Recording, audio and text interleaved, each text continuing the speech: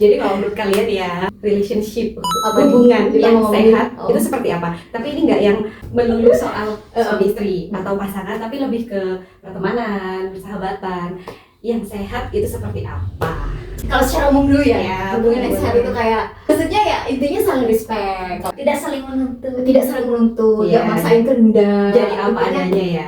Nggak yang menuntut kamu harus begini, kamu harus ngikutin saranku, enggak. Pokoknya intinya apa adanya. Nah itu kan umum ya, maksudnya itu arti yang seperti itu bisa diartikan dalam hubungan pasangan bisa, pertemanan bisa, keluarga bisa. Sebenarnya yang paling penting itu kan berproses bareng kali ya. Misal dia partner kalian itu melakukan kesalahan gitu. Ya misalnya bukan yang besar banget, cuma tetap dalam tanda kutip itu salah. Kalian gimana sih? Dibiarin gitu aja atau ditegur, atau menurut kalian nggak fatal juga sih, karena biarin aja. Itu kalau menurut kalian gimana menyikapinya? Kalau menurut aku sih ya, itu membaca karakter seseorang dulu, baru kita bisa menasehati gitu ya. menasehatinya kayak gimana, gitu kan, menyesuaikan karakter dia kayak gimana dulu. Kan ada yang nggak suka ditegur juga ya. Intinya misalnya si A kayak karakternya tuh sensitifan, atau enggak dia tuh kayak perasaan gampang tersinggung lah ya. Kita cara menasihatinya itu ya baik-baik, pelan-pelan, atau paling enggak dari kitanya mencontohkan gitu. Sebenarnya menegur itu menurut aku ya salah satu tugas kita. Karena kan kalau misalkan kita menegur, dia akan jadi tahu salahnya di mana, introspeksi lah. Karena kan tadi sudah kita bilangin namanya hubungan yang sehat itu bertumbuh bersama, berproses bersama. Kalau misalkan nggak ditegur, dia nggak akan introspeksi diri gitu loh. Gimana mau meningkatkan nilai diri, kualitas diri kalau misalkan ketika dia ada kesalahan tidak menerima kritikan, tidak ada yang memberikan saran, karena dianya juga nggak mau. Sebenarnya itu sikap keterbukaan sih ya, baik yang akan menerima maupun yang akan memberi teguran itu harus saling terbuka untuk memberi dan menerima. Terus jangan ngekang ya, selama misalkan kita punya planning yang itu positif, itu nggak ada salahnya untuk didukung kan? Iya.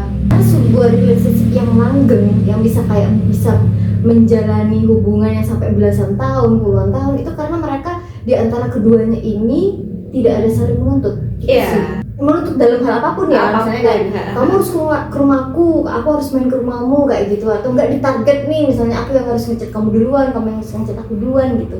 Tapi komitmen beda ya. Iya, maksudnya komitmen beda. tuntutan sama komitmen itu beda. Sebenarnya kumpul-kumpul itu baik ya sebenarnya. Intinya kayak ya sering kumpul ya juga gak baik. Semuanya berlebihan itu gak baik. Sebenarnya niatannya terkadang cuma realisasinya terkadang tidak sesuai dengan nyeleweng nggak? Iya, banyak cocok itu banget itu kan sama dosa ya. Kebanyakan udah apaan tuh? Kadang kan mereka itu berlindung di balik kata niat baik dalam silaturahmi.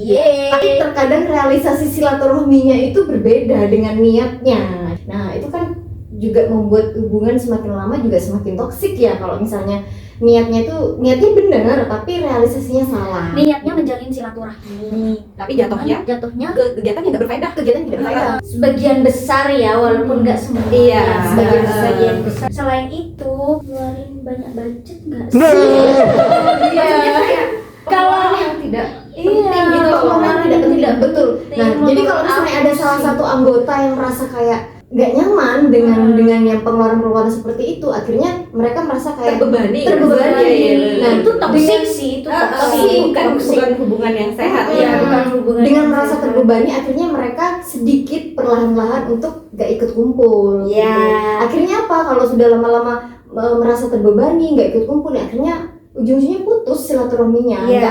Nggak akan langgeng sampai bertahun-tahun. Itu menurut aku toksik banget itu. Iya, gitu.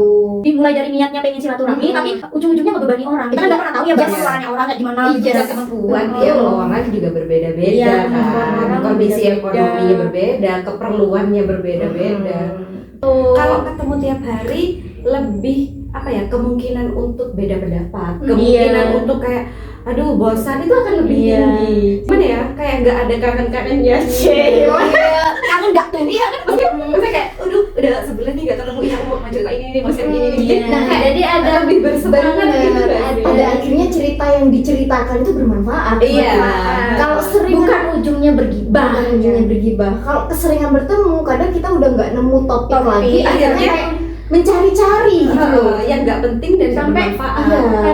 Jadi intinya ya kalau hubungan yang sehat itu yang pertama ya tidak menuntut ya. Iya, tidak Tidak menuntut dalam hal apapun. Jadi intinya kamu bisa menjadi diri kamu sendiri. Kamu mau kemana, bah jungkir balik atau gimana ya terserah gitu. Yang penting masih dalam koridornya gitulah ya. Yang kedua terbuka. tidak memaksakan dia atas kehendaknya kita, atas kemauannya kita. Dia menjaga apa ya? Menghargai privasi. Iya, gitu. itu penting. Tidak memaksakan untuk kamu bercerita gitu. Jadi intinya kalau misalnya orang itu punya masalah, teman kita atau saudara kita punya masalah, tapi mereka nggak mau cerita sama kita, ya udah kita nggak usah maksa gitu loh. Nunggu mereka cerita sendiri aja. Kalau menurut aku gitu.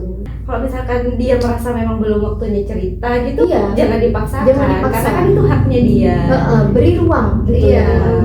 Kalaupun memang ujungnya nggak cerita ya udah biarin aja.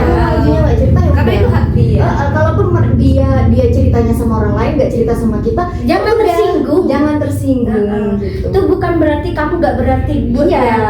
Buat dia Buat gitu. dia. Sebenarnya itu saling paham ya. Saling paham. Dan positive thinking. Ya, Karena yang tahu dia nyaman cerita ke siapa ya dia sendiri. Dia sendiri. Kalau dia nggak nyaman cerita sama kita ya berarti kita kurang buat nyaman dia gitu loh. Iya, introspeksi lah ya. Introspeksi dari diri kita. Apa yang salah dari diri kita kok bisa dia itu nggak Nggak cerita sama kita gitu. Jangan mikir yang buruk-buruk gitu loh. Iya. Jangan nanti mikirnya, ih kok nggak cerita, kenapa ya? Apa dia udah nggak nyaman sama aku? Apa dia nggak percaya sama Iya. aku?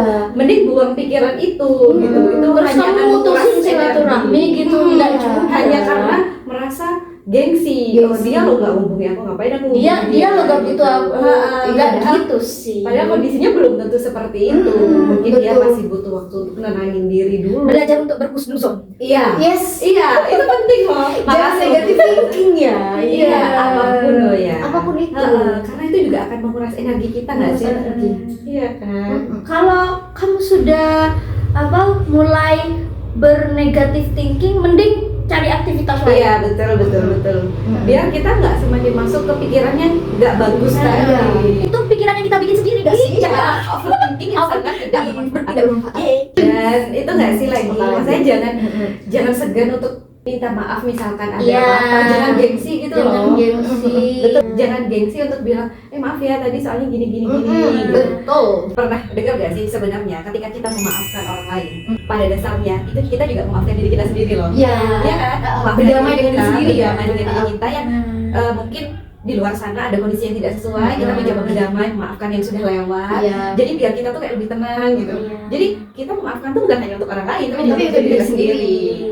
Intinya jangan menuntut dan jangan membuat partnermu itu merasa beban. Iya. Gitu. Jangan jadikan dia beban dan jangan buat dia merasa beban juga. Beban juga gitu. Kebanyakan memang faktor penyebab langgeng ibu. Faktor penyebab renggangnya sebuah relationship itu karena salah satu di antara partner di antara kita itu merasa beban. Iya. Merasa beban. Jadi akhirnya kayaknya mundur dia perlahan mundur gitu. pelan-pelan. Mundur Mundur pelan-pelan pada akhirnya ya udah Putus lah sih. putus. Intinya itu definisi hubungan sehat menurut kita. Heeh.